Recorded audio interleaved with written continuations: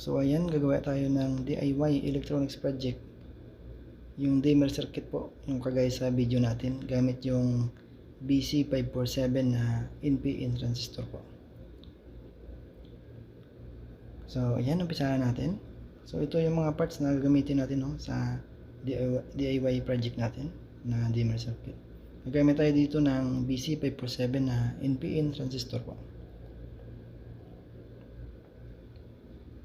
Tapos gagamit tayo dito ng mono na 10K potentiometer. Tapos gagamit tayo dito ng 1 kilo ohms na resistor.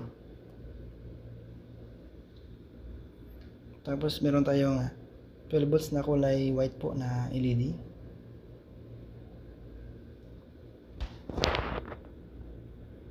Tapos meron tayong dalawang jumper wire na gamitin sa input side natin mamaya. So yan, umpisahan natin.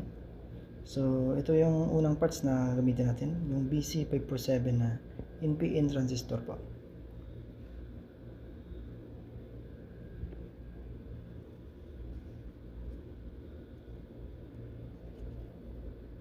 Tapos ito yung kasunod natin, yung 10K na mono na potentiometer.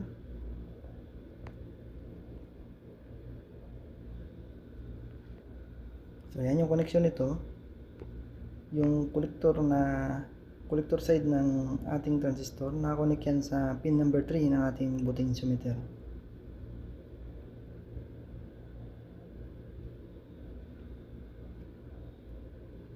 So yan, nakakonect na. Tapos isunod natin dito yung 1 kilo ohms na resistor natin. Yung connection naman ng 1 kilo ohms na resistor, yung kabilang paa, nakakonect yan sa base ng resistor sa gitna po. Tapos yung kabilang side po ng 1 kilo ohms natin na resistor, nakakonect naman po yan sa pin number 2 ng ating potentiometer po.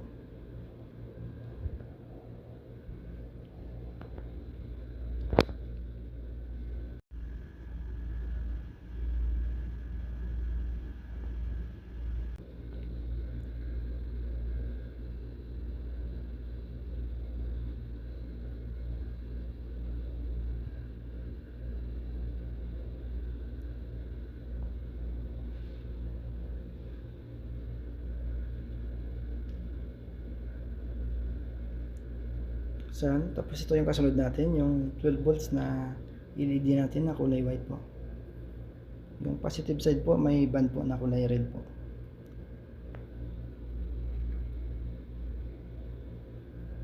So yung negative side ng LED, nakakonect yan sa pin number 1 po ng potentiometer natin. Tapos yung positive side po ng LED, nakakonect yan sa emitter side ng ating transistor po.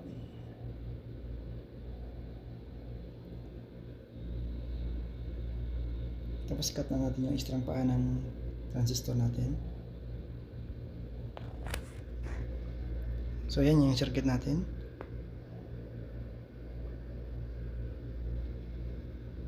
Tapos i-connect natin dito yung jumper wire natin na positive.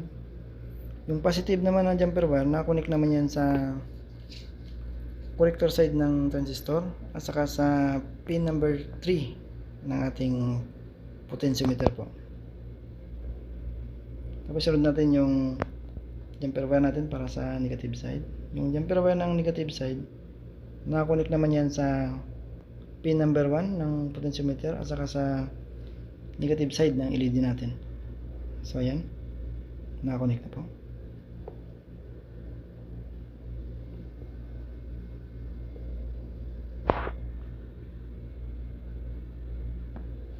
Itabi lang natin.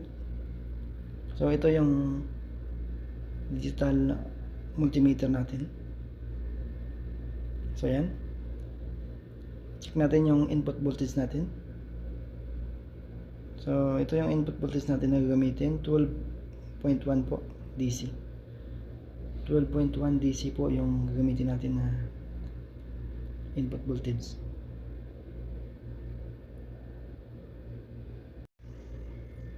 So ayan. So, i-connect na natin dito yung 12 volts natin na positive input. At saka yung negative naman sa negative input natin na 12 volts, no? So, ayan. Try na natin i-testing. So, try natin ikutin pataas yung potentiometer natin. So, ayan. Sumasabay po yung ilaw natin sa pag-ikot ng potentiometer. So, try naman natin i-off yung ilaw natin para makita talaga na sumasabay yung ilaw natin sa pag-ikot ng potentiometer. So, try natin babaan muna yung potentiometer natin. Ikutin natin pababa. So, ayan. Sumasabay po yung LED natin na 12 volts. So, yan, try natin pakyatin naman. So, ikutin natin paakyat yung potentiometer. Yan po. Sumasabay po yung 12 volts natin na LED. Yan po yung dimmer circuit natin gamit yung BC 547 na transistor po.